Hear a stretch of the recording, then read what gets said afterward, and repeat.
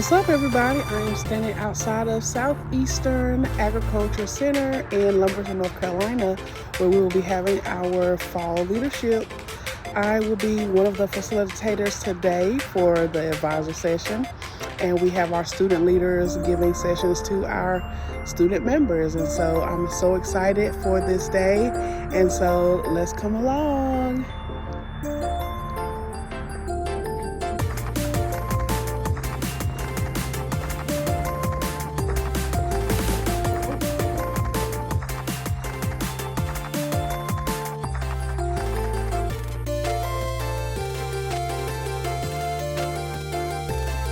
Stay on for emergency purposes, please put them on silent.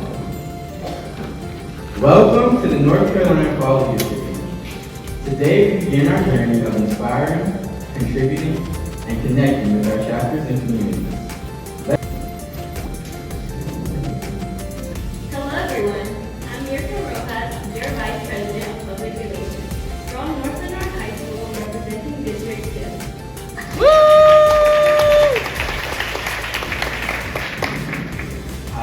I'm Sincere Priester, your president of Grace Street High School, representing District 4.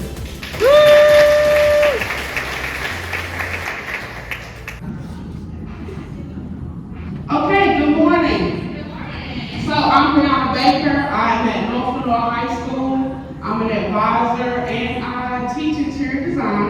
And so today we're going to be discussing the FCCLA planning process, what it is, how to implement it, especially for our chapter activities as well as competitive events. Okay? And so we just want to hit a few key points today just to make sure that we are all on the same page as we go forward in utilizing the FCCLA planning process. So, really quick, give a 1 if you already know about the FCCLA planning process. Okay, give me a 2 if you're new to this. Okay, so if you guys saw the ones raise your hand again. Okay, these are the ones that we're going to be looking to. Okay, so we're going to get into exactly what it is. We use it in everything. The planning process is a part of all STAR events, and some events are centered around these steps and how they are applied on their presentation. So as our students are utilizing the planning process for their projects, we put a screenshot here of the rubric just to highlight how recorded it is. That's one of the first things that the students, bless you, that's one of the first things that the students are going to share with the judges. And so we're going to go through these steps today to ensure that we have it down pat. So now, exactly what are the 5 steps? Well, the planning process overall is a decision-making model, and I think that really helps our students to begin to clarify exactly what they're going to do and the purpose behind why they are doing it. And the steps are identify concerns, set a goal, form a plan, take action, and then follow up. So, what does this first symbol mean? The circle represents a continuous flow of ideas. So we want our students to have an opportunity just to free flow, get all their ideas out that's going to help relate back to whatever their target is for their project. And so we do this by brainstorming. We make a list and we just kind of lay it out. So as we go through the PowerPoint, I'm going to also give an example for each category. So here, we have a student that I found this information online just as a resource, but this student is actually focused on doing the instructional video competition, which is an online competition, online survey, excuse me. And so I'm just going to highlight a few things that they mentioned. So here they said, students have a harder time retaining information when reading from a textbook. People tend to produce better results when they show how to do things. And you guys can see the other 2 statements. And so this is the student, again, listing out why, like what is the real focus and what's the issue or what would be the reasoning to even consider this. And so that leads us to setting a goal. All right, and so the symbol here is the arrow, which is giving us direction, how to move forward to get to that end result. And so we implement it here by just asking a simple question, 3 simple questions. Is it doable? Is it important? And is it a SMART goal? So how do we identify a SMART goal? It's specific, measurable, attainable, relevant,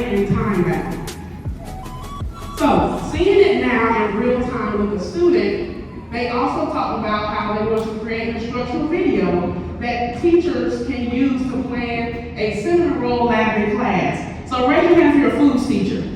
Okay, this student was thinking about you when they decided to come up with this concept. And so this student decided to list it out. But another way that you can approach it is actually writing it out as a SMART goal. Okay, so I just gave a quick example here. I will create a 5-minute, 5-step instructional video, how to create cinnamon rolls using the school foods classroom while after school at the FCCLA meeting. I will have 3 students and 2 teachers review the video for feedback and use the planning process in the recipe. So both examples are correct in the sense that your student could give it as a SMART goal or just list it out as key points.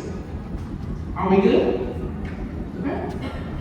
So point 3 here is to form a plan. And here we have a square that represents our ideas coming together. And so now we're going to go into like making a timeline, making it workable, how to get everything done.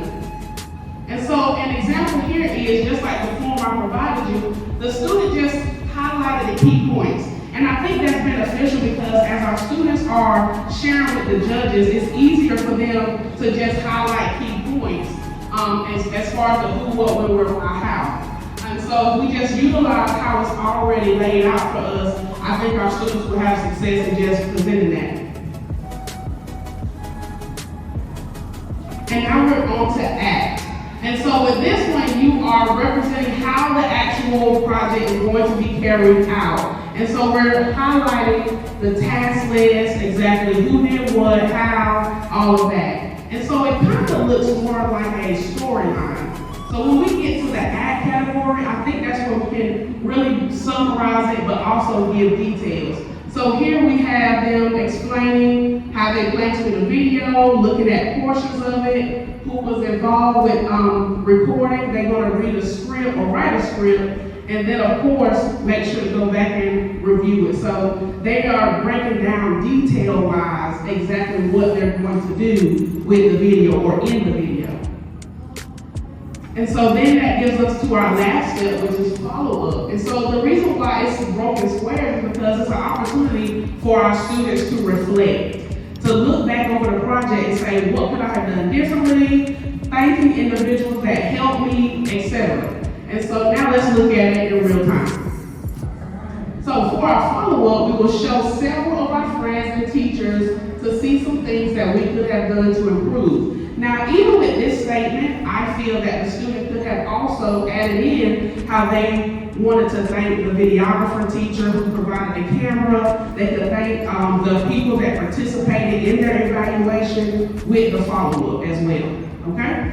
So those are the 5 steps.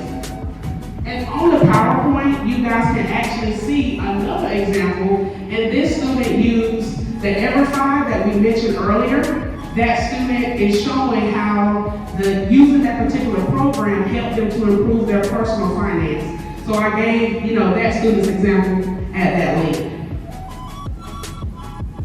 So guess what? It's your turn.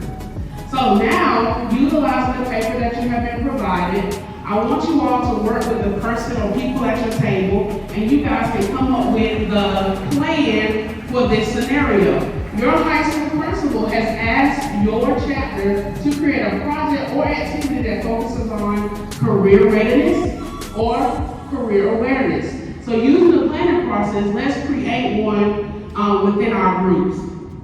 So let's take a moment now. Let's go ahead, talk amongst your group. What are some of the concerns when you are considering a career awareness or career readiness project? What are some of the concerns you have? And then let's set a goal. So let's take a few moments now with your group.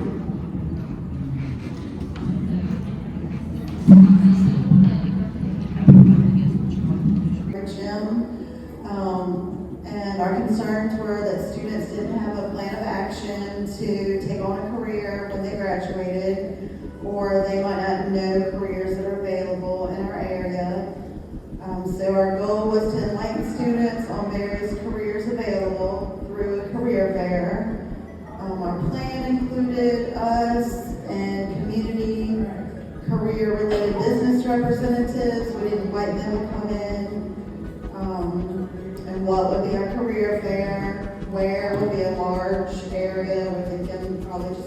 school local gymnasium. And we'd have it on a school day and maybe even stay after school if parents want to stop by with their children. And our why would be to let students know what was available to them and get a more defined plan. And then our how would be our auxiliary gym, invite area businesses to showcase their careers. And then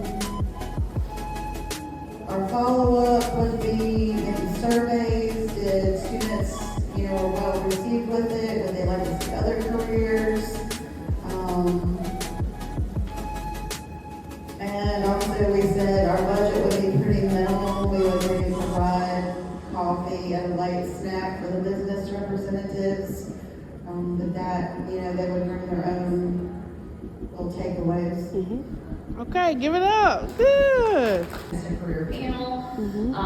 Some of the concerns is that we as teachers might have limited understanding or limited knowledge, first-hand knowledge of what goes on in those careers. And so bringing in the experts to speak.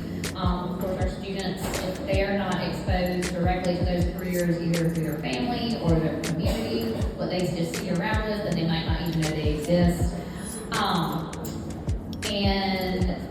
And then sometimes we as teachers may not even know who exactly to contact in the field. We might not have all the connections we need for that field, but if we can have one kind of key champion in the field, then they can reach out to their counterparts and their colleagues to, and kind of speaking from experience with this, because that's one thing that I did over the summer is I knew one person that worked in child development, and I said, hey, can you help me organize other child development contacts to do a panel for students? So,